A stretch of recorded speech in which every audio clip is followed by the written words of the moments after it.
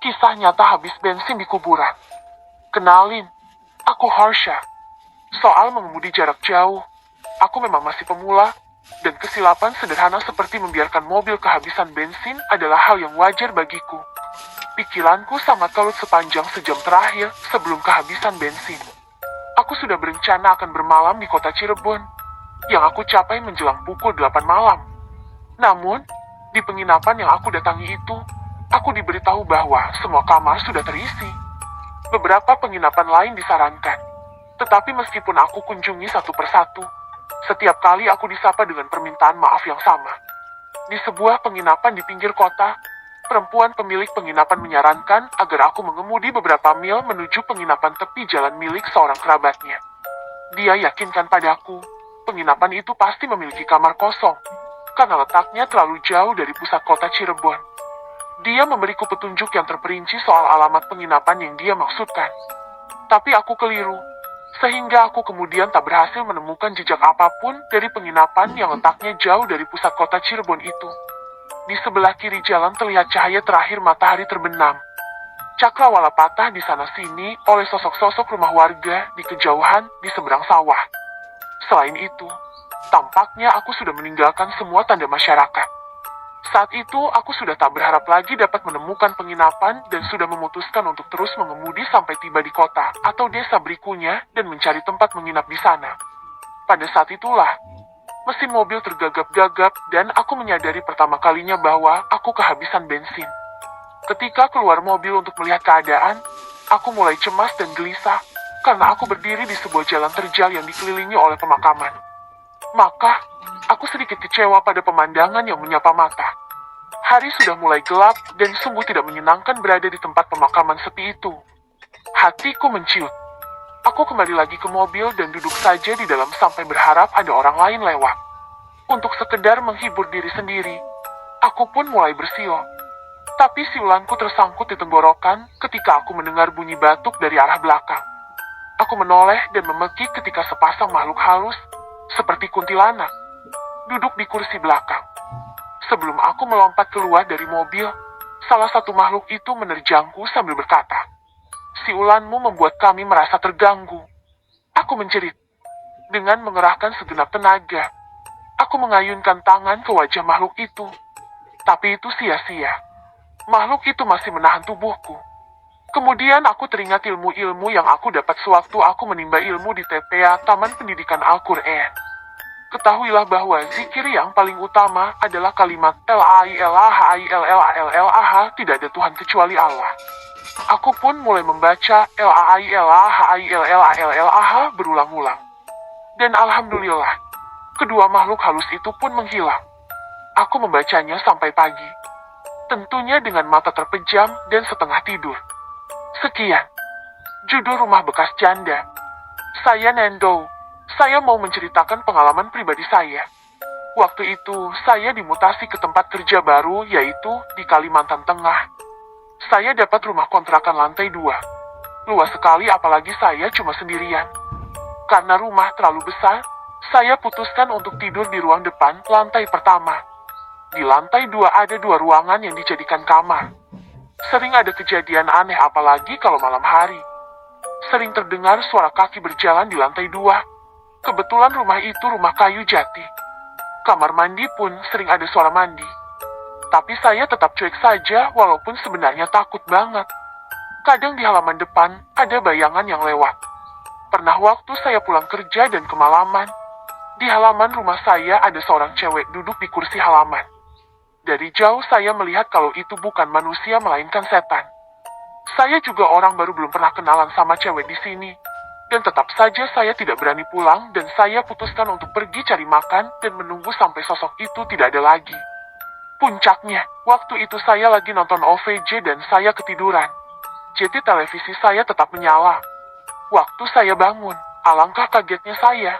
Di kursi ada sosok cewek duduk sambil melihat ke arah televisi. Kemudian sosok itu perlahan menatap ke arahku dan dia tersenyum tajam. Kalian bisa bayangkan senyumannya.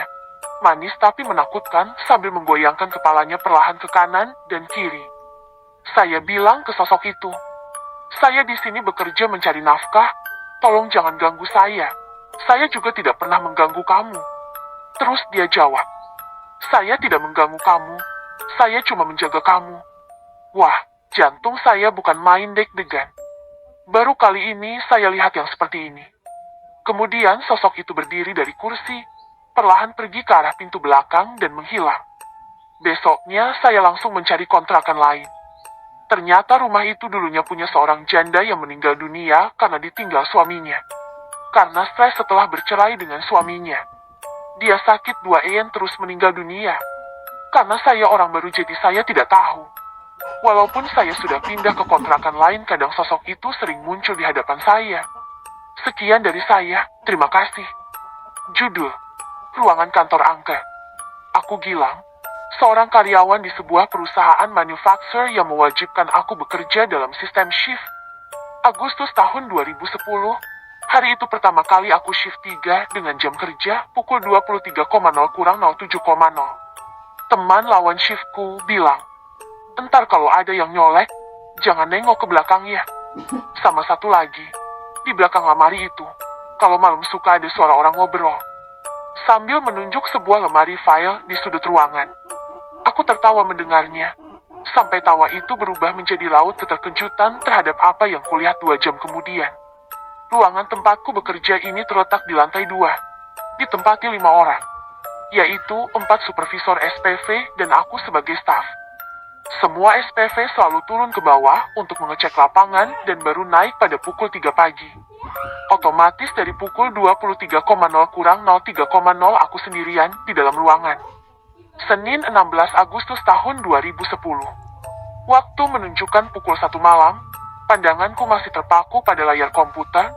Suara gemericik dari tombol keyboard memenuhi ruangan kecil ini. Suhu AC 24 derajat terasa begitu dingin di malam hari. Sepi, sunyi senyap menyergapku seketika. Tiba 2 ujung mataku melihat ada kepala mengintip dari balik lemari yang disebut temanku tadi. Saat aku menoleh ke arahnya, aku melihat wajah hitam dengan rambut berantakan.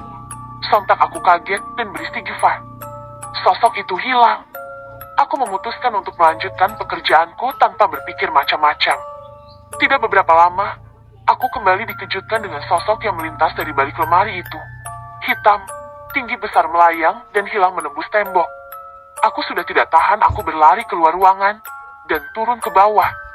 Keesokan harinya aku tidak cerita yang kualami tadi malam pada SPV dengan alasan Citra sebagai anak baru.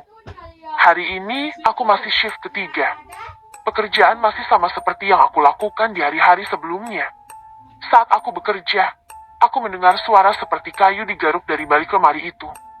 Saat aku pandangi, suara itu hilang dan timbul kembali saat perhatianku teralih. Setelah suara itu hilang, aku mendengar suara anak kecil tertawa dan lampu ruangan menjadi kedap-kedip tidak tentu. Mendengar itu aku ketakutan. Aku panik. Aku berlari keluar. Saat aku berlari keluar, ada seperti bayangan hitam terbang di atas kepalaku. Aku sudah tidak tahan. Keesokan harinya aku bercerita pada SPV. Dengan santai mereka bilang, "Oh, jadi kamu udah kenalan? Kalau ada orang baru emang suka kayak gitu." Saya juga pernah dengar suara perempuan di dekat lemari itu. Ada juga kursi yang jalan sendiri kalau malam. Malah pernah ada orang yang telepon ke ruangan ini yang ngangkat cewek padahal ruangan ini kosong. Sial, aku dikerjai. Pantas saja aku sering dengar suara kursi digeret. Tapi sudah setahun aku bekerja di sini.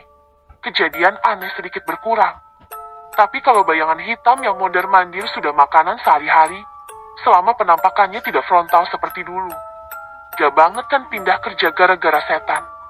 Cari kerja susah. Well, TSE. Pengalaman yang saya alami. Seks atas perhatiannya. Maaf jika terlalu panjang.